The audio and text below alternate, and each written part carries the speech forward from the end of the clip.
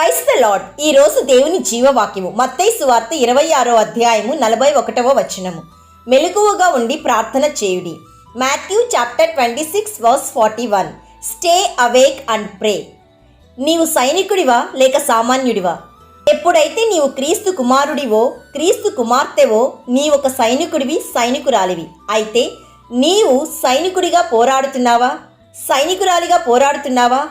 Are you battle like soldier? శత్రు సమూహంతో పోరాడవలసి ఉందన్న వాస్తవం నీకు తెలుసా? ప్రియ సహోదరి సహోదరుడా, నీ ఒక సైనికుడిగా, ఒక సైనికురాలిగా మెలకువగా ఉండి ప్రార్థనలో పోరాడాలి.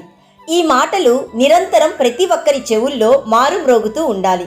మెలకువగా ఉండడం అంటే మనస్సును అజాగ్రత్తగా ఉంచుకొనకుండా చురుకుగా ఉండులాగును, ఎలాంటి భావావేశాలకు గురి కాకుండాను చూచుకొనుట అని అర్థం. అంతేకాదు, మెలకువగా ఉండుట అనున్నది ఒక ఆత్మీయ వ్యక్తిని ఒక కవచంలాగా కప్పి ప్రార్థనకు సిద్ధపరుస్తుంది. కాబట్టి ఒక సైనికుడిగా, ఒక సైనికురాలిగా ప్రతి సమయమందు, ప్రతి విషయంలోనూ మెలకువగా ఉండి ప్రార్థించాలి. ఈరోజు నీవు దేవుణ్ణి నమ్మకంగా సేవించేందుకు, పరలోకం చేరేందుకు, జీవ కిరీటాన్ని పొందేందుకు శత్రు సమూహంతో పోరాడవలసి ఉంటుందన్న వాస్తవాన్ని గ్రహించు. ఒక సోల్జర్ లాగా పోరాడు. ఇప్పుడు యుద్ధం అంధకార సంబంధమైన రాజ్యము మీద పోరాడుతున్నావు. కాబట్టి శ్రమలు వస్తాయి, నిందలు వస్తాయి, ప్రయాసం ఉంటుంది, పోరాటం ఉంటుంది. భయపడవద్దు. ఆపద్దినమందు శత్రు సమూహమును ఎదిరించుటకు, సమస్తము నెరవేర్చిన వారే నిలవబడుటకు శక్తివంతులగునట్లు దేవుడిచ్చు సర్వాంగ కవచమును ధరించుకొనుడి అని దేవుని వాక్యం సెలవిస్తుంది.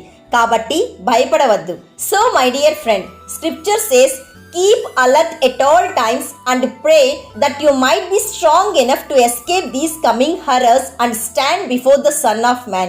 కాబట్టి ప్రియ సహోదరి సహోదరుడా, క్రీస్తు ప్రార్థనలో పోరాడుతూ నరకం నుండి మనల్ని తప్పించి పరలోక మార్గం ఏర్పరిచాడు. అంతేకాదు, యేసయ్య ఈ మాటలు తన శిష్యులకి చెప్పాడు. ఈరోజు వాక్యం ద్వారా నీకు చెప్తున్నాడు. నీ మనస్సును ప్రార్థనకు నిరంతరం సిద్ధపరచుకోవాలని మేం ప్రార్థిస్తున్నాము. నమ్మిన వారందరూ ప్రార్థనలో ఏకీభవించండి. యేసయ్య ఈరోజు మాకిచ్చిన జీవవాక్యమును బట్టి నేను స్తుతిస్తున్నాము. తండ్రి, మెలకువగా ఉండి ప్రార్థించుట మాకు నేర్పించండి.